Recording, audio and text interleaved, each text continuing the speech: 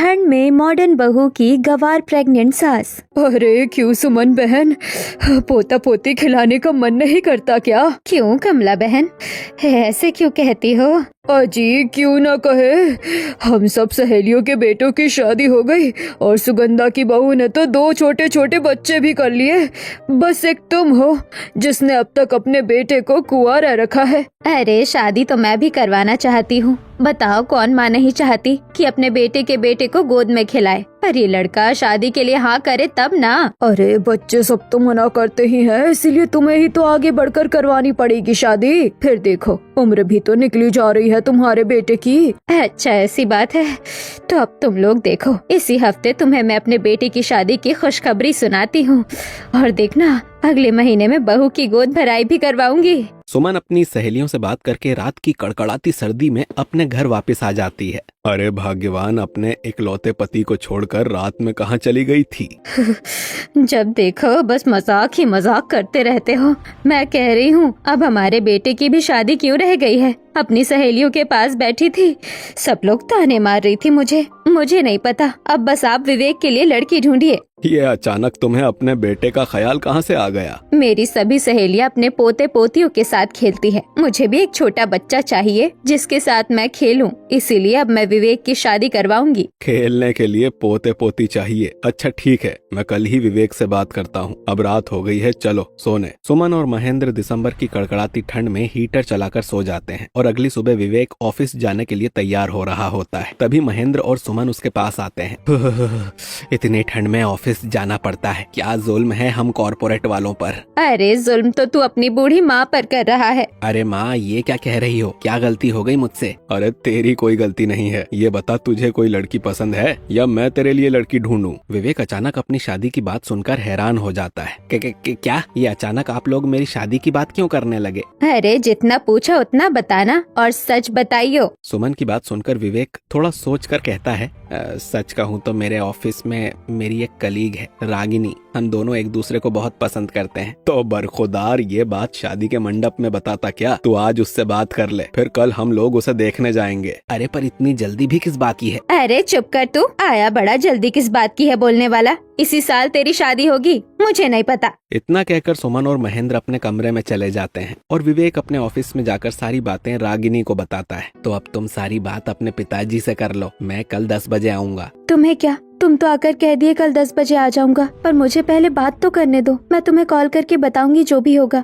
ऐसे ही विवेक और रागिनी के ऑफिस का दिन खत्म होता है। दोनों कांपते हुए अपने अपने घर जाते हैं। घर आकर रागिनी सारी बात अपने माता पिता और बड़े भाई को बताती है। सच ही तो कह रहे हैं, कब तक मेरे घर पर कब्जा करके बैठेगी? जा अब अपने ससुराल जा। ठीक है, उन्हें कल 10 बजे बुला लो। अगले दिन विवेक अपने परिवार के साथ रागिनी का हाथ मांगने उसके घर आता है। दोनों परिवार आमने सामने बैठते हैं और रिश्ते की बात कर रहे होते हैं। अब तो क्या बात करनी है, सारी बात तो बच्चों ने पहले ही तय कर ली है। अब हम बड़े शादी की तारीख निकलवा लेते हैं। हाँ, जब बच्चे राजी हैं तो हमें भी कोई परेशानी नहीं है। बस आप अपनी पसंद नापसंद बता दीजिए, हम वो कर देंगे। हम दोनों अपने अपने पैरों पर खड़े हैं और अपना घर संभाल सकते हैं, हमारी कोई डिमांड नहीं है। तब तो भाई साहब मुंह मीठा कीजिए, आज से हम दोनों समधी हो गए हैं।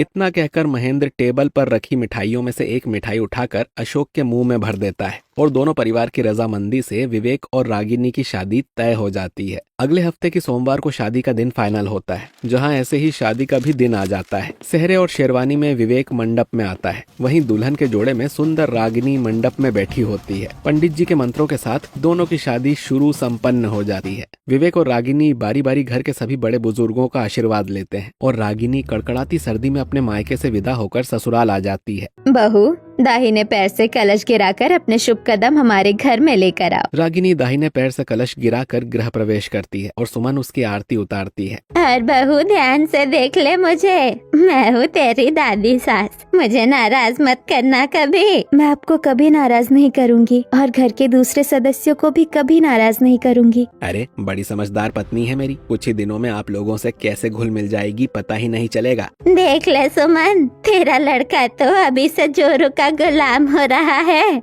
सुषमा की बात सुनकर सभी जोरों से हंसने लगते हैं और हंसते हुए महेंद्र कहता है, ठीक है, अब आप लोग बाकी बातें कल कीजिएगा। रात बहुत हो गई है और ठंड भी बढ़ती चली जा रही है। सबको अपने अपने कमरे में जाकर सो जाना चाहिए। विवेक रागिनी को लेकर अपने कमरे में चला जाता है। वहीं महेंद्र और सुमन अपने कमरे में और सुषमा अपने कमरे में जाकर सो जाती है। अगली सुबह रागिनी अपनी पहली रसोई के लिए बहुत एक्साइटेड होती है, इसीलिए वो सुबह जल्दी उठकर तैयार हो रही होती है। रागिनी को तैयार होता देख विवेक कहता है, इतनी ठंड में सुबह सुबह नहाकर तैयार क्यों हो रही हो?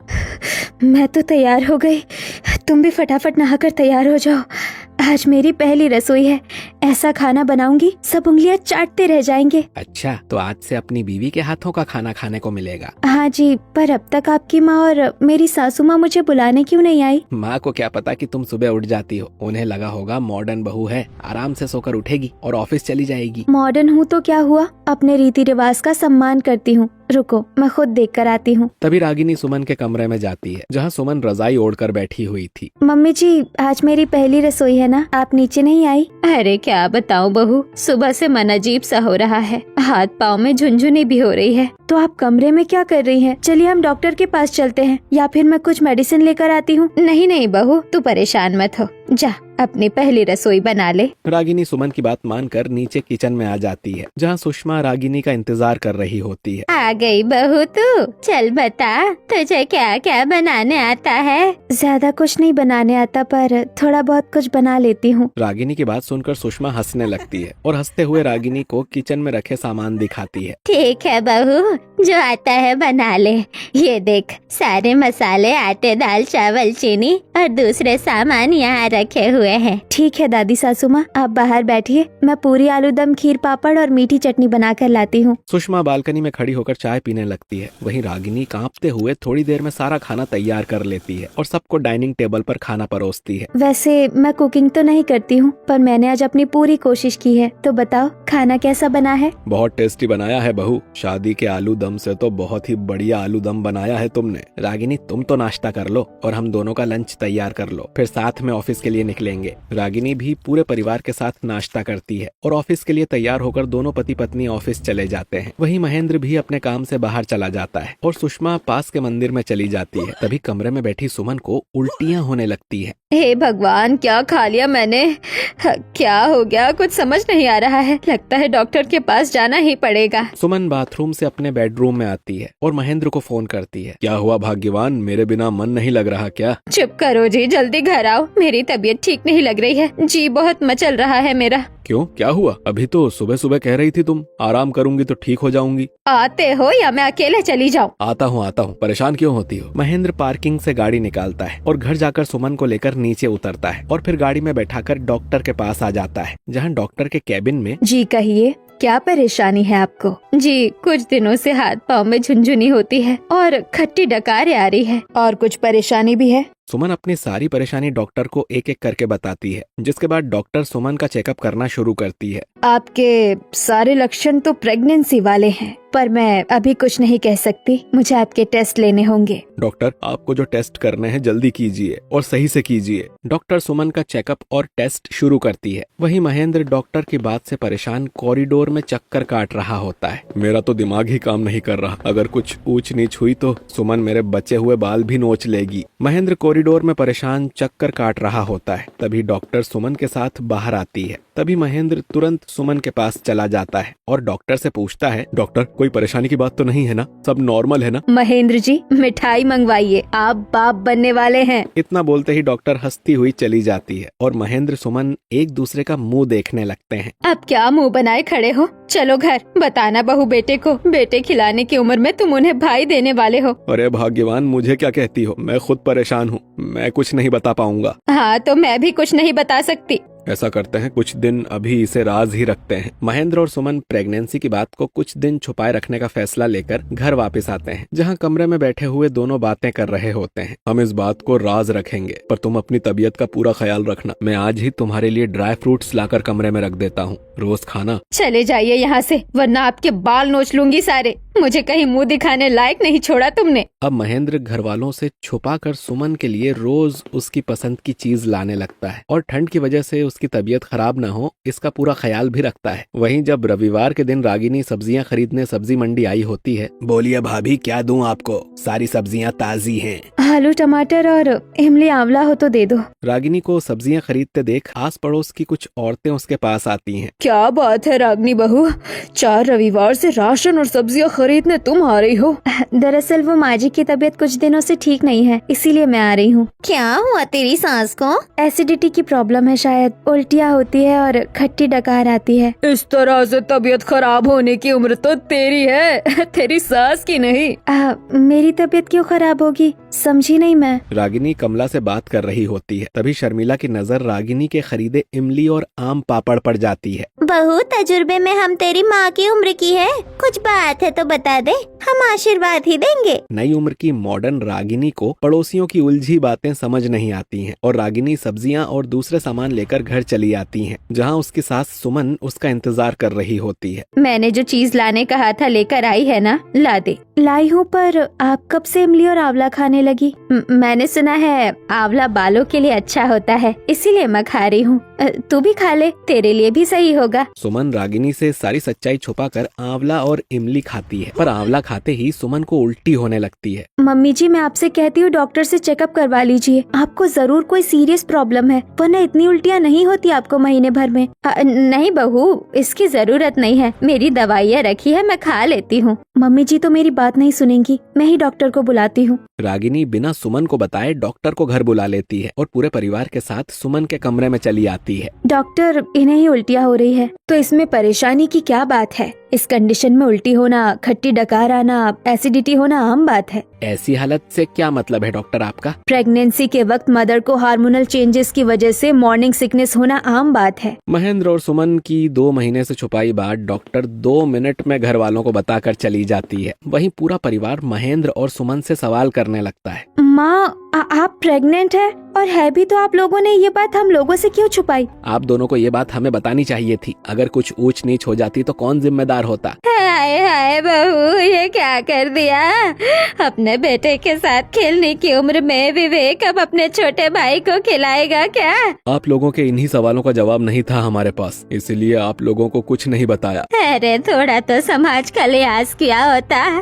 कल जब तेरा बाहर निकलेगा पेट, इस बात को चिल्ला चिल्ला कर बताएगा, तब कैसे छुपाएगी कल मुही? आप लोग इस तरह से मुझे शर्मिंदा मत कीजिए। अगर आप लोग नहीं चाहते हैं तो मैं इस बच्चे को इस दुनिया में नहीं लाऊंगी। सुषमा की बातों से सुमन दुखी होकर एबॉर्शन की बात करती है, पर मॉडर्न ख्यालात रखने वाली रागिनी सुमन को समझाती है। मम्मी जी, ये क्या कह रही हैं आप? आपके कोख में पल रहे बच्चे की क्या गलती है कि आप उसे मार देना चाहती है? आप इस बच्चे को इस दुनिया में लेकर आइए, कौन क्या कहता है उसकी परवाह मत कीजिए। रागिनी को सुमन का साथ देते देख विवेक भी कहता है, हाँ माँ, वैसे भी मेरा कोई भाई या बहन नहीं है। अपनी बहू और बेटे को साथ खड़ा देख सुमन को थोड़ी हिम्मत आती है। मैं तो सोच रही थी बहू और बेटे क्या कहेंगे, पर तुम लोगों का साथ पाकर अब मुझ में भी हिम्मत आ गई है। ठीक है, तो अब हम सब लोग मिलकर सुमन का ख्याल रखेंगे। और एक बात ध्यान रहे, जब तक लोगों को खुद नहीं पता चलता कोई किसी को कुछ नहीं बताएगा। पूरा परिवार सुमन के मुश्किल वक्त में साथ खड़ा होकर हर तरह से सुमन का ध्यान रखता है। इसी तरह एक दिन रागिनी सुमन को अस्पताल ले जा रही होती है, जहाँ रास्ते में, अरे बहू, तू मुझे बाहर लेकर आ गई है,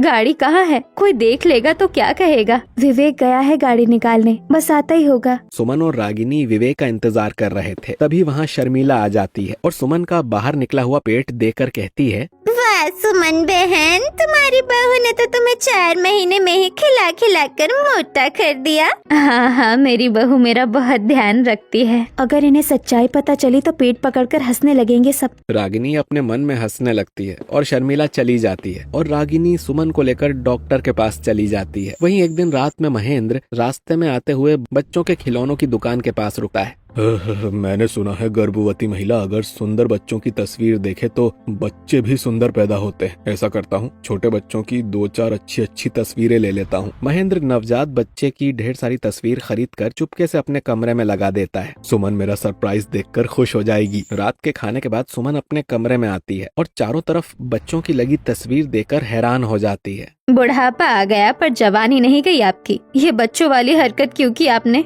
अरे मैंने सुना है सुंदर बच्चों की तस्वीर देखने से होने वाला बच्चा भी बहुत सुंदर होता है। अच्छा ऐसी बात है तो सिर्फ लड़के की तस्वीर क्यों लेकर आए? अगर लड़की हुई तो? अरे ये तो मैंने सोचा ही नहीं। महेंद्र की बचकानी बातों पर सुमन हंस पड़ती है, पर महेंद्र अगले दिन सुमन के कमरे में सुंदर बच्चियों की भी तस्वीर लगा देता है। ओह वाह, ये सारे बच्चे कितने क्यूट और प्यारे हैं। महेंद्र की इस हरकत पर पूरा परिवार साथ खड़ा हंस रहा होता है। तभी हॉल से कोमल की आवाज आती है। आवाज सुन पूरा परिवार नीचे आता है। ये क्या हल्ला हो रहा है बाहर? मुझे पता चला बहू प्रेग्नेंट है और तुम लोग ये बात सबसे छुपा रहे हो। नहीं बुआ जी, मैं प्रेग्नेंट नहीं हूँ। अच्छा तो भैया बच्चों की दुकान के बाहर क्या कर रहे थे? सबके घर में हल्ला है कि आप लोग बच्चे की बात छुपा रहे हो। सच बताओ मुझे क्या बात है? बुआ जी को तो सच्चाई बताई जा सकती है, ये तो हमारी अपनी ही है। बुआ जी असल में प्रेग्नेंट मैं नहीं, मम्मी जी हैं। पापा जी उन्हीं के लिए सारी चीज लेकर आते हैं, पर आप इस बात को राज ही रखिएगा। तो ये बात है, तो फिक्र मत कर बहू, ये राज राज ही रहेगा। कोमल मुस्कुराते हुए बाहर आ जाती है। इतनी मजेदार बात खुद तक रखना अच्छी बात नहीं है। अब ये तो सभी रिश्तेदारों और भैया के पड़ोसियों को पता होनी चाहिए। कोमल सुमन की प्रेगनेंसी की बात सभी रिश्तेदारों और सुमन के सभी पड़ोसियों को बता देती है, जिसे सुन सभी पड़ोसी सुमन का मजाक बनाने लगते हैं। अब पता चला हर हफ्ते आंवला और इमली किसके लिए जाते थे। जब बच्चे करने की उम्र थी तब तो एक बच्चे में ही पल्लू बांध ली थी, और अब देखो। अरे मैं तो सोच रही थी सुमन की बहू ने न जाने ऐसा क्या खिला दिया कि सुमन इतनी मोटी हो गई। पड़ोसियों के मजाक उड़ाने के डर से कोई भी घर के बाहर नहीं जा पा रहा था। वहीं विवेक और रागिनी के ऑफिस में भी सुमन की प्रेगनेंसी की बात फैल जाती है, जहां बॉस कैबिन में, तुम दोनों ने छुट्टी के लिए मुझसे झूठ बोला, वो तो मुझे सच पता चल गया, वरना तुम लोग तो मुझे बेवकूफी समझते। विवेक और रागिनी अपने बॉस से डांट सुनकर जैसे ही बाहर आते हैं, सभी उन्हें देखकर जोरों से हंसने लगते हैं। रागिनी और विवेक इस चीज को बर्दाश्त नहीं कर पाते हैं और अपने घर चले आते हैं। इस कमला को तो मैं छोड़ूंगा नहीं, पूरे समाज में हमारी थू थू करवा दी। मैं तो अपने दोस्तों से ही परेशान हूँ, कल से फोन पर अजीब अजीब से सवाल पूछ रहे हैं और ये सब बुआ की वजह से हो रहा है। मेरी बेटी की क्या गलती है? बहू को उसे बताना ही नहीं चाहिए था। बॉस की डांट, कलीग के मजाक और पड़ोसियों के ताने से परेशान रागिनी सुषमा की बात से और नाराज हो जाती है। हाँ, सारी गलती तो मेरी है, मैंने ही सपोर्ट किया था ना मम्मी जी को। रागिनी तुम चिल्ला क्यों रही हो? हम सभी परेशान हैं। पर गलती तो सिर्फ मेरी दी जा रही है ना। 6 महीने से मम्मी जी को एक काम नहीं करने दिया। बहू होकर प्रेग्नेंट सास की जिम्मेदारी संभाल रही थी,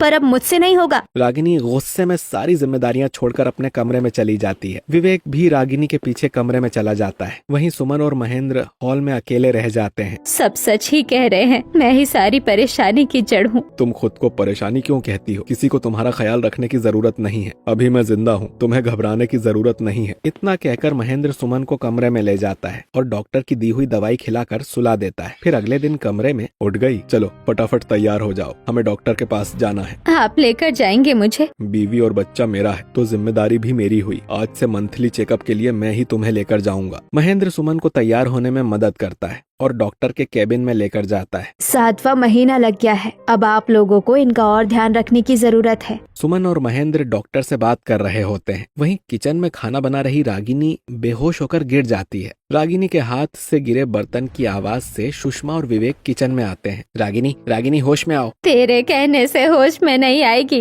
डॉक्टर के पास ले जा। विवेक बिना देरी के रागिनी को अस्पताल लेकर आता है, जहाँ रागिनी होश में आती है। डॉक्टर, मुझे क्या हुआ है?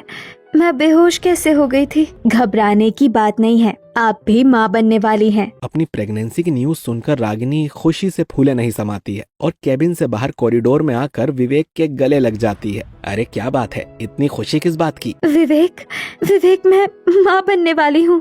मतलब मैं पापा बनूंगा? अरे तुमने तो दिल खुश कर दिया। रागिनी और विवेक पेरेंट्स बनने की खुशी में चिल्ला पड़ते हैं, जिसकी आवाज सुनकर बगल के कमरे से महेंद्र बाहर आता है। तुम दोनों यहाँ कैसे और इतनी जोरों से क्यों चिल्ला रहे हो? पापा, मैं पापा बनने वाला हूँ और आप दादा बनने वाले हैं। हैं। बेटा, ऐसी खुशखबरी की बात खाली हाथ नहीं सुनाई जाती। चल बाहर से मिठाई लेकर आते हैं। विवेक और महेंद्र मिठाई लेने बाहर जाते हैं। वहीं कॉरिडोर में खड़ी रागिनी सुमन के कमरे में झांकती है, जहाँ नर्स सुमन को गर्भाशय में पल रहे बच्चे की मूवमेंट दिखा रही होती है। ये देखिए, यही है आपका बच्चा, आपके पेट में गोल गोल घूम रहा है। मम्मी जी के पेट में बच्चा घूम रहा है, इसका मतलब मेरे पेट में भी मेरा बच्चा घूमेगा। थोड़ी देर में महेंद्र और विवेक अस्पताल स्टाफ को मिठाई देकर रागिनी और सुमन को लेकर अपने घर चले आते हैं। तुम दोनों साथ में कैसे आ रहे हो? और तुम चारों के चेहरे पर जंग जीत ली हो, ऐसी मुस्कान क्यों है? माँ जी, अब इस घर में 2 गर्भवती महिला है। माँ, मैं और सुमन दादा दादी बनने वाले हैं और तुम परदादी बनने वाली हो। दादी, रागिनी और मैं मम्मी और पापा बनने वाले हैं। रागिनी की प्रेगनेंसी न्यूज सुनकर सुषमा अपना सारा गुस्सा भूल जाती है और खुशी से नाचने लगती है।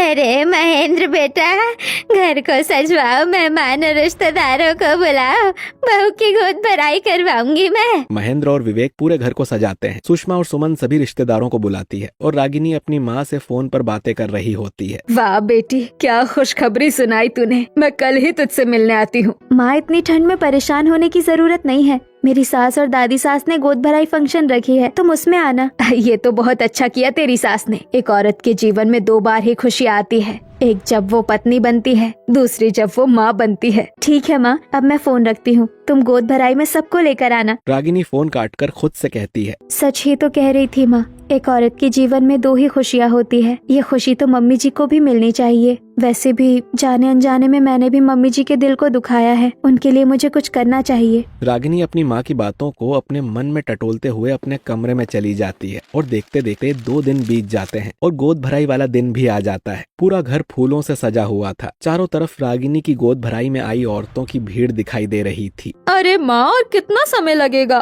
बहू को बोलो जल्दी नीचे आने। तू क्यों हड़बड़ा रही है? बहू की पहली गोद भराई है, ढंग से तैयार होने दे।